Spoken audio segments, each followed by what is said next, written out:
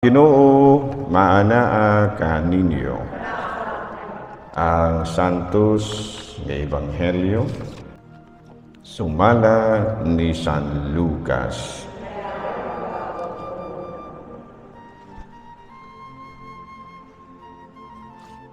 Si Jesus mingon sa iyang mga tinunan, sa dili pa kini mahitabo kini mga butanga, dakpon kamo ug lutuson. Taralon kamo ngadto sa mga sinaguga ug bilangguon ug dadoon kamo atubangan sa mga hari ug sa mga punuan tungod kanako. Mao unya kini ang higayon nga makasangyaw kamo sa maayong balita. Sa dili pa kini mahitabo usaha ang inyong hunahuna nga dili kamo mabalaka kung unsaon ninyo pagpanalipod sa inyong kaugalingon. Kitagaan, kamog igsusulti o kaalam, nga walay usa sa inyong mga kaaway, nga makatubag o makapanghimaka. Budhian kamo bisan gani sa inyong mga ginikanan o mga igsuon. Ingon man sa inyong mga paryente o mga higala, ug patsyo nila ang pipila kaninyo. Magdumot kaninyo ang tanan tungod kanako, apan walay usan-usa kabuhok sa inyong ulo nga mawala. Pabilin kamo nga maligon, kay niining paagiha, maluwas kamo. Mga igsuon ko diha ni Kristo ang ebanghelyo sa Ginoo. Manglingkod. So mga kaigsunan, may gabuntag na usab kanatong tanan. So today, we will reflect on some important points related to the gospel. Mga importante kayong punto sa pamalandong. Unang-una, kining giingon ni Kristo nga pabilin kamo nga maligon kay niining paagiha, maluwas kamo. So the first point is about perseverance. No magpabilin nga maligon. In other words, sa atong kinabuhi isip mga Kristiyanos, doon nagyoy pipila nga dili maangay niini. No, panalitan, nagbuhat kag maayo. Pero sa imong pagbuhat ug maayo, doon namang goy maapektuhan. Panalitan ha. Ikaw maoy nagbantay sa piniyalan kag kwarta. Kwartang gipiyal nimo. So daghan pod ang masuko nimo ana. Ayuhon jud nimo bantay ba? Ayuhon jud nimo gasto ang kwarta kay mo may gipiyal nimo. Naapoy mo kontra nimo ana. Kinsa man ang mga kawatan. Kay di naman sila kakawat. Kuha ba ninyo? Nyat maingog ka nga, sa mo sala ana niya nga wala na sala. Ang sala ana niya kay nagbuhat siya maayo. Una, sa may salaan ng tawhana nga buutan man na siya kayo. Kabalumog mo siya sala niya. Nganong gidumtan siya sa pipila. Kay nagbuhat siya maayo. So ingo di ana. O panalitan, mga kawatan. Nga ikaw mo in charge. Nga dili na sila makakawat. Ay kontra na ka. Kontra ka ika. Ha? Klaro? O panalitan, ang trabaho mo. Ang trabaho mo, sayo kay ka. Sayo kay kang trabaho, imuhap, wala ka nagkwintang oras. Wala ka nagkwintang oras. Trabaho ra gyud ka. Niya kinasing-kasing gid ang imo. So naa po ni kontra nimo. Kabulo ka kisa ni kontra nimo. Ang mga buluyagon nga mga trabahante ingon sila nga. Masuko na nimo kay sa man tawhan ng kapatuo man ni.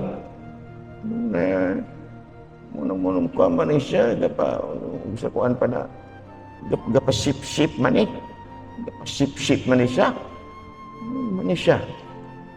to ni pangitaang pa ang gimawala na diri sip kayo ngani so do not expect nga kung baguhat kag maayo ang tanan malipay ninyo do na pagani magplanong pakyo na lamang ka kay kung sa hinungdan nagbuhat kag maayo. O may uban nga maingon nga, ano ba ito siya gipatay nga buutan naman na siya kayo? ang iyang kabuutan mo hinungdan nga nung gipatay siya. O dili pa unta ni siya buutan, dili lang unta ni patyon. Ito na may giingon sa in English nga, birds with the same feather flocks together. Dili ra unta ni siya patyon og wala pa rin nagbinuutan, pero kung nagbinuutan man ay patyon tayo kay muni siya ay mamahimo niyang hinungdan nga madiskubrihan ang ato ang mga daotang buhat. Gani ana, so that is the first point. No, niingon si Kristo nga pabilin ka mo nga malig-on niining paagiha kay maluwas ka mo. So do not think about what others may say or what others may do. Ang imo ra yung buhaton kabalo kag unsa nga magpabilin na jud ka sa imong mga mayang buhat o ang igante kanimo sa Ginoo mao ang kaluwasan. Dili lang kaluwasan dinhi sa yuta kay may puruhan man yung mapatay jud ka. May puruhan man yung mapatay jud ka tungod sa imong pagbuhat og maayo. Daghan kay mga ingon na nga nangamatay kay nagbuhat og maayo.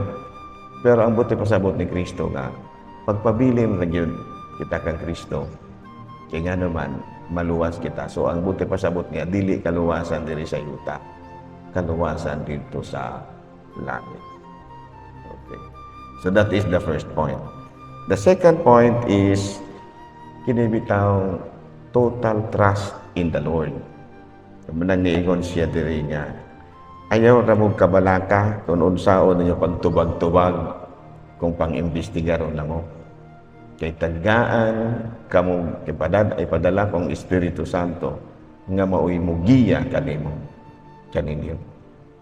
Bisag unsaon mo glantugi dili gid mo matarong sa inyong baruganan tungod kay eksakto man jud. Ganyan. Pero ayaw pagtuo nga tungod kay eksakto nimong pagkatubag muuyo na sila nimo. No, nga di gid sila maka-question nimo. Ayaw pagtuwa na. Tungod sa imong ka-bright na pod, tungod na imong sa ka-bright na pod, nga may kay kang mutubag, bisag unsaon kanila, o question, makatubag na yun ka, patyo na po kanila. Kaya nga naman, bright, magkakaayo. Dili man nimo ni siya kuan. Dili man nimo ni siya singalan aning malupig sa kining argumento. Kung sa may mayo ini, kay di man po jud madalim, bright man po kayo, kay di padalaman sa Ginoong Espiritu Santo.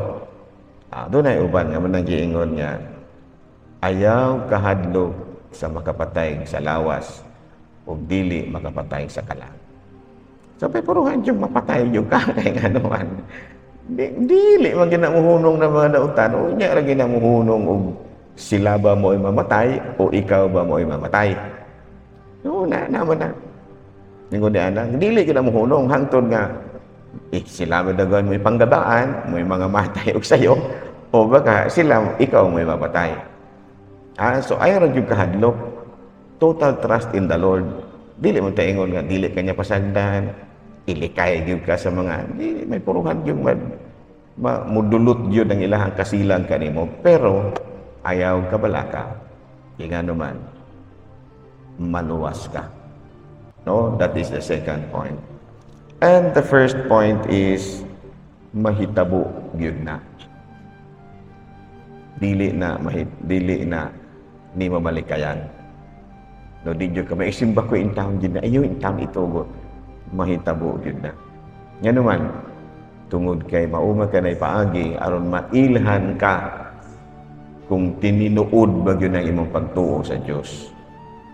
Dili gani na mahitabo, muna gitong pagsulay ba? Dili gani na mahitabo, hagbong ka. Kaya nga naman, nahitabo na, pero nahagbong lang ka. Kung wala makakapasan. Klaro? Mahitabo yun na, pero ayaw rin laging kabalaka. Ayaw rin kabalaka. Kay mapatay man tuod ang imong lawas, apan dili mapatay ang imong espiritu. So in other words, the most important thing for us Christians is our salvation of soul. No? Ang pinaka-importante gyud alang kanatong mga Kristiyanos, mao gyud ang kaluwasan sa atong kalag. Bahala nag-ato pang isakripisyo ng atong kinabuhi nining kalibutan na. ang pinaka-importante alang kanato ang kaluwasan sa atong kalag. Ingon niya na. Sumunod ingon niya na nga mga panguna-una. Mabuna nga ako isip ko siya kapare, no, I am not after any other material things. What is important for me is the salvation of souls. That is my priority. Nga maluwas gyud ang kalag sa mga tao. Mugya yun ay pinaka-priority.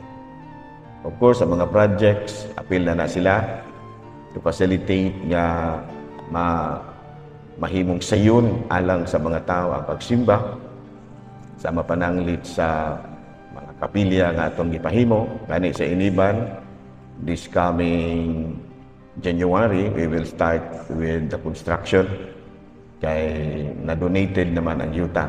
No, ginipirma naman si Mr. Andrew Bergantinios sa donation, deed of donation. So in other words, wala na tayo ang yuta na donated na. So wala na. Kita na it's up for us kung saan na itong buhaton. So banda nga, this coming January, we will start with the project. Hinahinay lang. I am not saying nga mahuman na dayon. Kidaghan mga itang projects. Ang ito nga sugdan ra. Kimatod pa sa usa ka banggiitan nga theologian, matod pa niya, if you want to start a project, if you want to finish a project, start doing that project. Kung gusto kang makahuman og proyekto, sugdi na ang maong proyekto. So muna itong ipanghimo. Pinahinay lang. Mahuman na gyud gihapon lang. Dili man ta makasiguro kay dili man nato masiguro nga mahuman gyud nato dayon. Pero basta kay sugdan na. O hinay-hinayan lagi na nato. Basta gasayan na nato duha ka tawo. Amo mo hinay-hinay og sa pinulungan pa na namon sa tagamanhuyon. Mo hinay-hinay tikdol-tikdol ba. Mahuman na gyud siya. Klaro? And what am I doing it? Salvation of souls. Dili na ingon nga laing tanutubong ana aron nga aron nga ang mga tao maluwas. Ganong man pader. Kapilya naman ang imong gihimo. Kanang kapilya muna usas sa mga gitawag nato attraction nga ang usa ka tawo makaamgo nga importante gid ay kaayo ang Pangginoo. Kaya kung imong kapilya payag, makaingon ang mga, siguro ba, makaingon ang mga tao, dili gid kay importante kay ning pagtulo kining simba-simba kina o ilahang kapilya. Payag man eh. Sa ato pa dili pa more do na ba impression ana. There will be an impression nga dili gid kay ni importante kay ning ilahang gipanghimo dinay kina o payag man ni ilahang kuan. Pero makita nimo nga medyo attractive ug gamay ang kapilya. Seryoso ginagay ning mga tawhana ining ilahang pagsimba kinaog gipangwapuhan magid nila na ilahang kapilya. Pero ang imong kapilya gakagidlay, may impression ba? May impression nga. Ginagay pud sila din na kinaog ilang kapilya. Kagidlay man. Dato mga namuyo din na lagi na nila tukol nila dihang kapilyang patsada. Kaya mga dato gud sila din na. Ano man ang kagidlay man nila ang kapilya. So that is one thing. Wapo tag simbahang dako diri sa lungsod. Ay mga income din ako ang inyong kapilya kagidlay. Okay, ingon ang mga tao. There will be an impression ha. I'm not saying everybody will have that kind of impression. Do na gipipila. Nga mura bag mahimong taken for granted ang Pagginoo tungod sa itsura sa inyong kapilya na nagkagidlay. I'm not saying nga all of us naata na, pero naagi mga tao ni anak. Klaro? Nga sila no, murang ni downgrade ang ilahang pagtuo tungod sa inyong kapilya nga nagkagidlay. Klaro ba? So mamahimong imbis ang kapilya mo hinungdan nga ang mga tao mulig-o ng ilahang pagtuo, mao na hinuunay hinugdan nga murag ma-underestimated sa mga tao ang pagtuo nila sa Dios tungod sa klase sa kapilya nga atong gipakita nila. So in as much as possible, maghimo-himo pud ta ginagmay nga mga gitawag ba sa in English o kining gitawag og mga initiative aron pod nga pero depende ras maabot ha. Dunay uban nga hadlok baya nako. Kay nga naman daghang kuno kog project nga gihimo. Nya basin unyag guru-guruhon ta mo kay para mangayo kuno nyo buyag. Kadang inyong pag-donate dili na para nako, para na sa Ginoo. So naa magani mo guro-guro ninyo, dili ako ang Ginoo. Klaro ba? Dili mo matkadungog na kung muguro-guro ko ninyo. Ginoo mo'y muguro-guro ninyo. Nakabalo na. Nakabalo mo sa guro-guro? Kasabot mo na, wala. Manhoy yung terminology ra ba ng giguro-guro mo itong halan eh. Na bang gipugos ba? Na bang apiki kay kanya pugson juga mo yung giguro-guro? Dili ako mo'y muguro-guro ninyo. Ako ang. Dili ba na ako ah? Kabalo ka kinsa na? No, taas ang Ginoo ba? So kung doon na magani mo guro-guro ninyo ang Ginoo. Depende na sa Ginoo kung saan kapag guro-guro. Ha? Klaro? Depende na niya. Tagaan pa dagoy kang sakit para makaamgo ka o unsa pa dagoy yang nga pamaagi makaamgo ka nga doon na kay kakulangan. Nasabtan ba ko?